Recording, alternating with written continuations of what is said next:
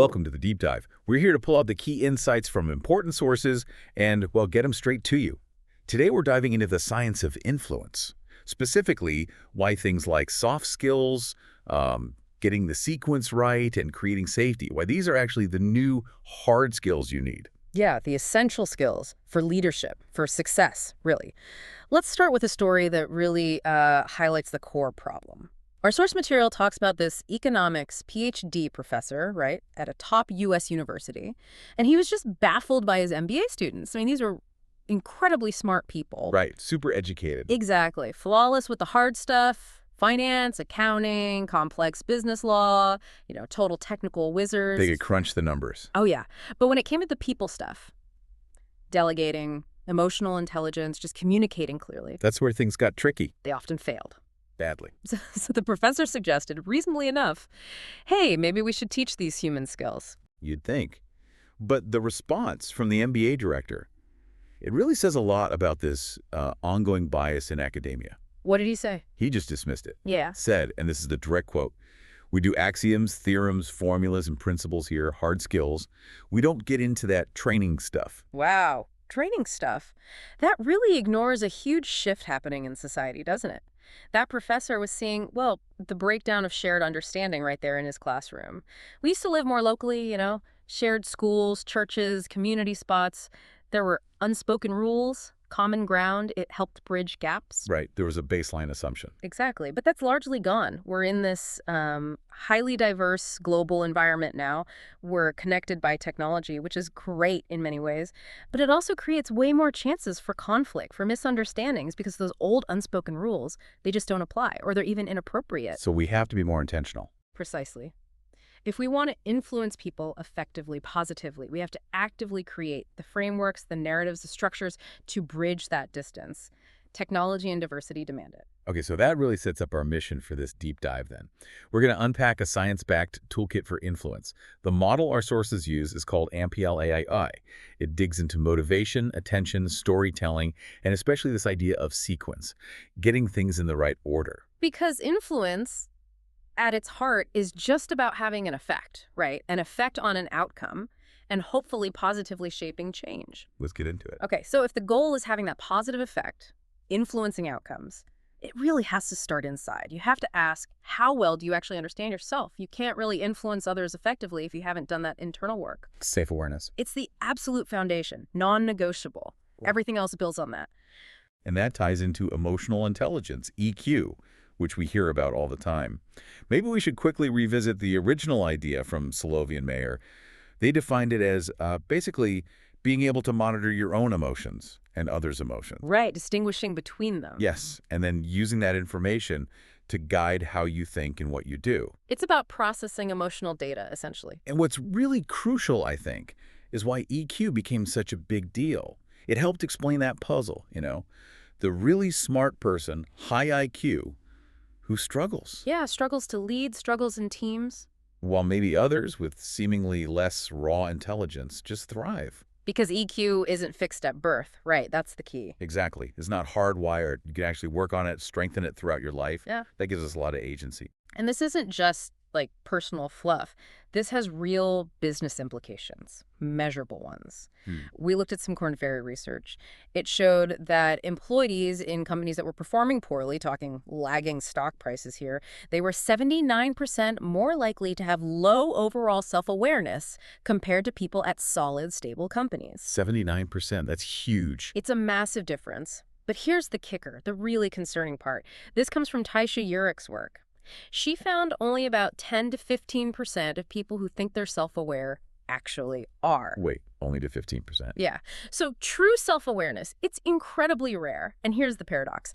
The more power you get, the more experience you have. You'd think that would help. Right. But it often makes it harder to see yourself clearly. Power can create blind spots. Okay, that's genuinely staggering. If maybe 85, 90% of us are kind of mistaken about how self-aware we are, how do we even start? How can you trust your own assessment? It means you have to be really deliberate about it. You have to become, as the source puts it, a student of your own experience. You can't just rely on your gut reaction, because that gut might just be habit or bias. So what does that look like practically? It means analyzing those moments. You meet someone And you have an instant strong reaction, like you immediately like them or you immediately dislike them. Don't just brush it off. Exactly. Stop. Yeah. Analyze it. What was it? What did they wear? What was their posture? What story did they tell? How did they tell it? The energy, their smile, even, smell can play a part. Getting really granular. You have to. Pay attention to those sensory details, the specific words they use, the tone of voice, because digging into why you felt that way, that's how you build your own emotional vocabulary, your self-awareness muscle. And then you can start understanding others better too. Okay, so that shift from analyzing ourselves to thinking about how we affect others, that's crucial. Because if we understand our own triggers, maybe we can avoid setting off others. But often, when we try to influence someone, we jump straight to the facts, the data. Yep, the logic. And we forget the brain's most basic rule, #1 priority. Survival. Always. The brain sees stress, any stress, like a difficult change, a new idea, even just a challenging conversation. It sees it as a threat. Like a predator. Essentially, yeah. It activates those old primitive defense mechanisms. Resistance isn't just someone being difficult, it's often a hardwired response. So effective influence isn't about overpowering that resistance. No, it's about aligning your message with how the brain actually works. You have to soothe those defenses first, not fight against them. And there's a sequence to doing that, right? The neurological sequence. The sources lay out 4 steps. 4 steps, yeah. Designed to calm those primitive parts and open the listener up. Okay, step 1. Am I safe? That's a first immediate check. It's done by the really old parts of the brain, hypothalamus, amygdala, your internal threat detector. And it's not just physical threats, right? Not at all. It's psychological safety, too.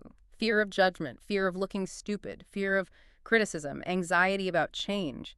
All threats. And if the brain answers no to that safety question, It's basically closed for business. No new ideas are getting in. Game over before you start.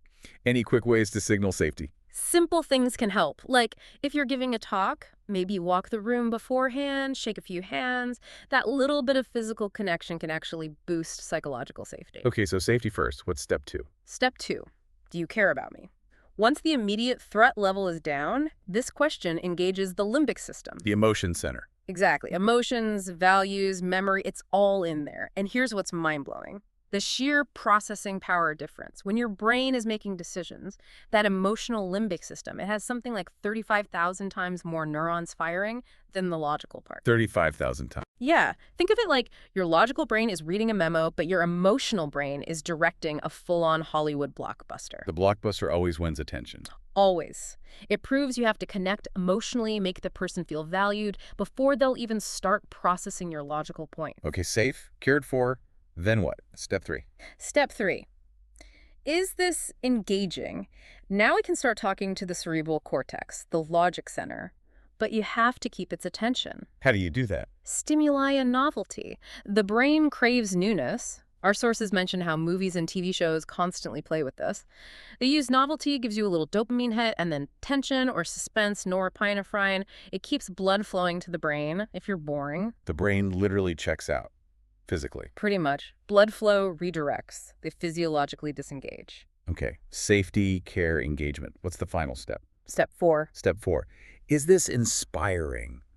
This is where you engage the highest level, the prefrontal cortex. The CEO of the brain, the part that simulates the future, makes long-term plans. And inspiration comes from alignment with values, deep personal values. You only get true inspiration, true commitment to act when what you're proposing connects with what the listener fundamentally believes is important. It's more than just logic or even basic engagement. Oh, yeah. Money, transactional stuff, it motivates only so far. But values, if you tap into someone's core values, helping others, protecting family, achieving a meaningful goal. Then the calculation changes. Completely. You stop weighing pros and cons in the same way. Think about running into shark-infested waters to save someone you love. You don't do a cost-benefit analysis first, right? Well, you just act. Because values are engaged, that's the level you need to reach for real influence, overcoming that inherent resistance to change or effort. Okay, so that 4-step sequence, safety, care, engagement, inspiration, that kind of unlocks the brain. The Amplify strategy is how you then deliver the message effectively through that open door. Right. Amplify is the name of the model our sources use. And the formula is basically AMPLI-IFI equals frame message tie down. And the absolute key insight here, again, is sequence. The order matters, maybe even more than the raw substance of what you say. Let's break that down. First part, the frame. The frame, super important, because if you don't intentionally provide a frame for your message, The listener's brain will. instantly, it defaults to its quickest associations, past experiences, stereotypes, assumptions, and you immediately risk being misunderstood or dismissed. The source material had a great example of this, right? The author's grandfather. Yes, the Cuban grandfather helped by a, quote, used car salesman. Now, if you just start with used car salesman, what happens in most people's minds? Defenses go up. Right. Negative stereotypes flood in. You've lost before you've begun. That story didn't start there. No, it started with the emotional story. This man's incredible generosity, the positive impact he had. That was the frame. It claimed the positive emotional ground before the potentially negative label could take hold. So the frame establishes safety and signals care. It answers those first two neurological questions. Precisely. It sets the context emotionally and psychologically. Okay, so frame first, then comes the message. What's the big mistake people make here? Answering only in the here and now. Someone asks what you do or why something matters, and you give this short, sterile, factual answer. No context, no story. Zero context, zero emotional resonance. It completely skips the care and inspiration steps we just talked about. Let's use that John the mortgage banker example again. Right. So John gets asked what he does. Answer A is the typical transactional one. I'm a mortgage banker. I like to educate people. Efficient, maybe? Efficient, but adds almost no value. It's bland. It doesn't connect. It fails the neurological sequence. Okay, so what's answer B, the Amplify approach? Answer B uses an origin story as the frame. John talks about growing up, his father having a tough time pulling him out of school sometimes. Okay, starting with vulnerability, connection. Exactly. But through that difficulty, his father gave him two crucial things: the value of education and the power of choice. And John realized that was the real gift he could give his clients. Ah, so the why behind the what's. Yes, that longer story, that narrative is the frame. It creates the context, shows his passion, explains his motivation. It satisfies that need to feel valued, to understand the person behind the job title. It brings in the past to explain the present and point towards the future. Can you give us the full answer B again, putting it all together? Sure. So John, using the frame, might say something like, well, when I was young, my father had a difficult time, often had to pull me out of school. But even in that chaos, he really drove home the value of two things: education and choice. And I realized, the power to choose, that's maybe the greatest power we have. So when people ask what I do, I tell them I'm not just a mortgage banker. I see myself as an educator who empowers people to make the absolute best financial choices for their family's future. Much more impactful. Connects emotionally, but it's still not quite finished, is it? There's one more piece. The final crucial piece, the tie down. This is the part that explicitly answers, so what? What does this mean for me, the listener? Exactly. It's the payoff. Our sources compare a story or a statistic without a tie down to a joke without a punchline. Right. It just hangs there. You've created this emotion, this context with the frame and message. You've used pathos, the emotional appeal. But you haven't directed it anywhere. The tie-down is what funnels that feeling towards a specific understanding or action, your influence objective. And it protects you, the communicator, too. It prevents misunderstanding by making the value proposition absolutely explicit. So let's tie down John's story. What would that sound like? John's tie down might be. So what this means for you is that I don't just push paperwork. My commitment is to make sure you understand every single aspect of your loan options so you never feel confused or pressured. We work together to build financial choice, securing the best path for your future. Okay. It connects the story directly to the listener's benefit. Yes, it explicitly closes the loop. Frame, story, context, care, message, the what clarified by the why, and tie down the specific value to you. That completes the sequence and engages that final step inspiration by linking it to the listener's goals. Hashtag tag tag outro. So if we boil it all down for you, the listener, what are the key takeaways? First, influence really starts inside. You need that foundation of self-awareness, of emotional intelligence. You have to work on that constantly. Can't skip the internal work. Nope. And externally, sequence is king. You need that intentional order. Safety first, then show you care that's off in the frame. Then you need to be engaging with your message. And finally, inspiring, which often requires that clear tie-down connecting to values. Frame, message, tie down, that structure guides the sequence. It really does. Context, story first, then the core message, then the explicit value. You know, this whole approach really demands a shift in how we think about communication, doesn't it? We often get frustrated, maybe blame the listener if they're not getting it. Why aren't they listening? Yeah. But there's that quote, I think, from Robert Herjavec on Shark Tank.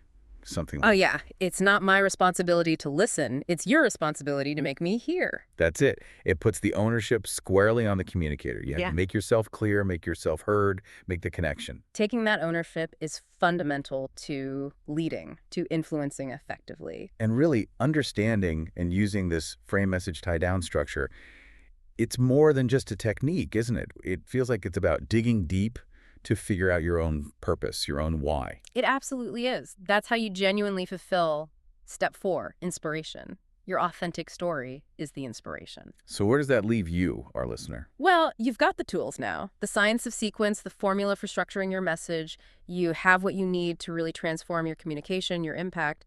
But the mission now isn't to wait around. Don't wait for someone else to inspire you. Don't wait for, the cavalry to ride in and save the day. They're not coming. They're not coming. Because the cavalry, it's already here. The inspiration, it's already here. It's you.